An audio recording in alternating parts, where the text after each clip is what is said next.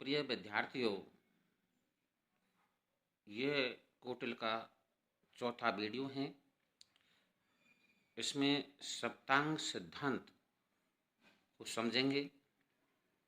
BA first year के राजनीति विज्ञान के विद्यार्थियों के लिए बहुत ही परीक्षा के हिसाब से महत्वपूर्ण है। सभी वीडियो को लाइक करें, सब्सक्राइब करें। मैं डॉक्टर हीरालाल मीणा, राजकीय महाविद्यालय करौली। सप्तांग सिद्धांत क्या है? कोटिल ने राज्य को 7 अंगों में बांटा है, उसको सप्तांग सिद्धांत कहते हैं। 7 अंगों में कोटिल ने राज्य को बांटा है। 7 प्रकृतियां भी कहा है कोटिल ने अंगों को।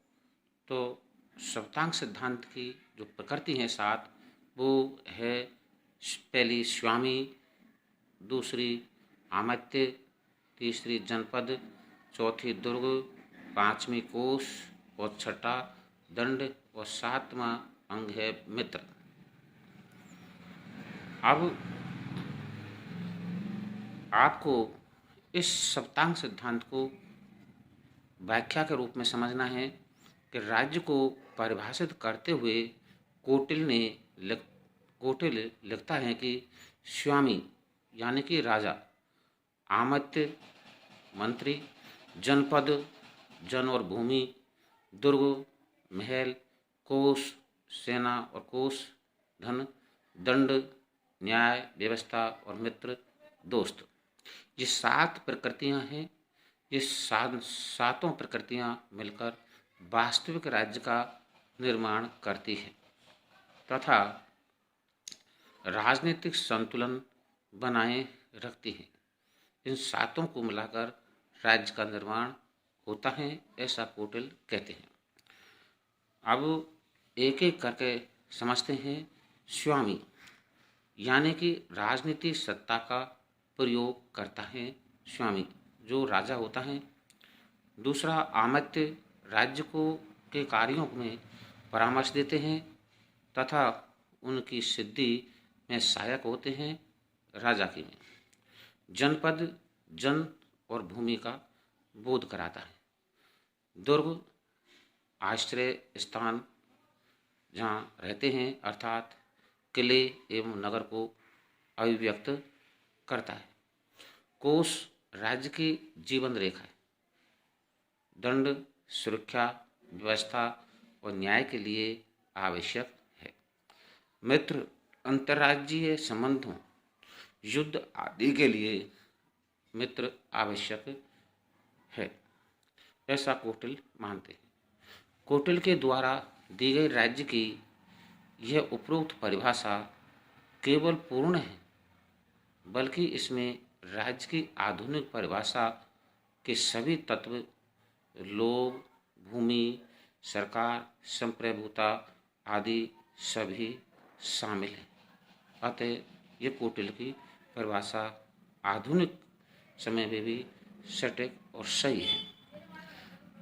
सप्तांग सिद्धांत के बाद आता है गुप्तचर व्यवस्था। गुप्तचर व्यवस्था में कोटिल कहता है कि चक्षुओं अर्थात गुप्त दृष्टि रखने वाले स्त्री पुरुषों को गुप्तचर कहते हैं। दूसरे शब्दों में गुप्तचर रहस्यों को जानने वाले, दुश्मन के रहस्यों को जानने वाले, भेद एवं सूचनाओं को प्राप्त करने वाले, शत्रु की गतिविधियों का पता लगाने वाले पदाधिकारियों जैसे आमित्यों, धर्मस्थ, प्रतिष्ठा, जो राजा के मंत्री होते हैं, पदाधिकारी होते हैं, की